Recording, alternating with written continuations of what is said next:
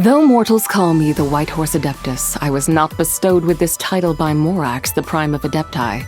I joined the celestial ranks very long ago, in ancient times, where I served as a moon envoy.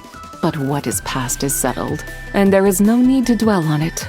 Here in the present, people seem accustomed to calling me the White Horse Adeptus, and that is fine by me. Do I ever see Zhongli around, you ask? Why, yes. I occasionally see him walking the streets with Director Hu or enjoying a cup of tea on his own.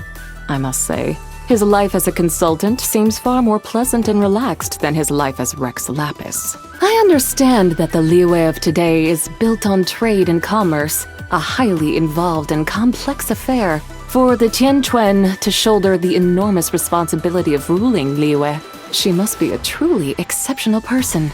But I have heard that there are a total of 7 Qiqing within the Ministry of Civil Affairs, and I have only met a handful of them. I wonder where the others are. I suppose they must be busy elsewhere with their duties. The 3 Moon Sisters. Well, I understand that they had a very close relationship. When one of them did not feel like being on duty, she would beg another to take her place, then make it up to her later with gifts of makeup and jewelry. However, so liberal were they with this ad hoc shift-swapping business that it sometimes led to chaos. For instance, there was once a year when all 3 moons aligned, but this only happened because they all got the timing mixed up. And so there came a day on which only 1 moon should have been on duty, but all 3 appeared in the sky at once. They hurried to line up in a row, 2 moons trying their best to hide behind the one who was supposed to be on duty. But alas, they still gave the poor people down below a most terrible fright. They burned incense for several days straight. After that incident, the sisters asked me to try to convey to the people of the world that the sight of 3 moons together in the sky was not an omen of impending disaster, nor a sign that regime change was nigh. Naturally, I put the question back to them, inquiring what such a phenomenon should represent to humanity. They hemmed and hawed for a while before finally saying, It means a festival is coming, and everyone should eat full moon cakes. And stuff. Qiqi is an odd case. A little girl with the body of an Adeptus, but not the soul, whose mental clarity fades in and out. I believe I have seen these symptoms before.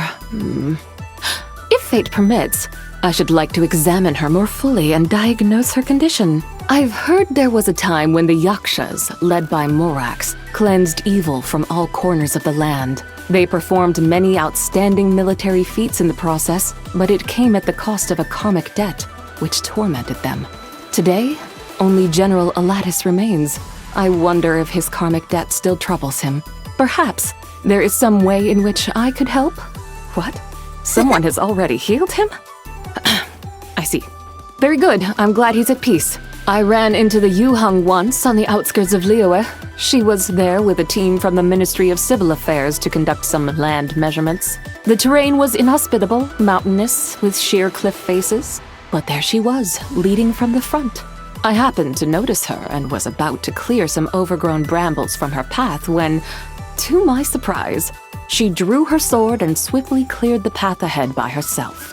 I had heard that she had a reputation for being a bold and unstoppable commander, and I must say she certainly lives up to it.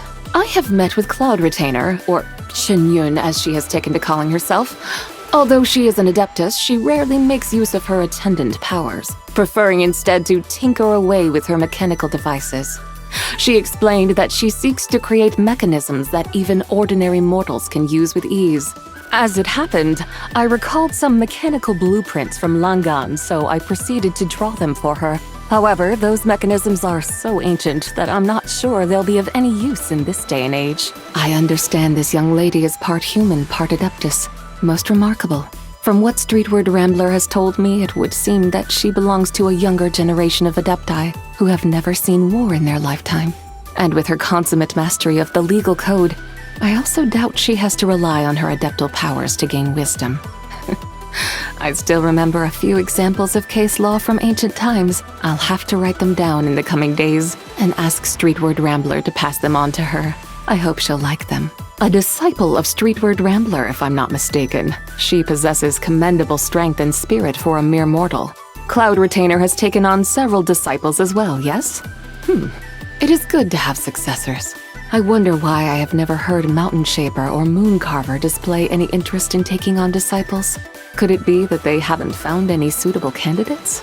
Or perhaps they're too busy trotting off to enjoy themselves to think about such matters.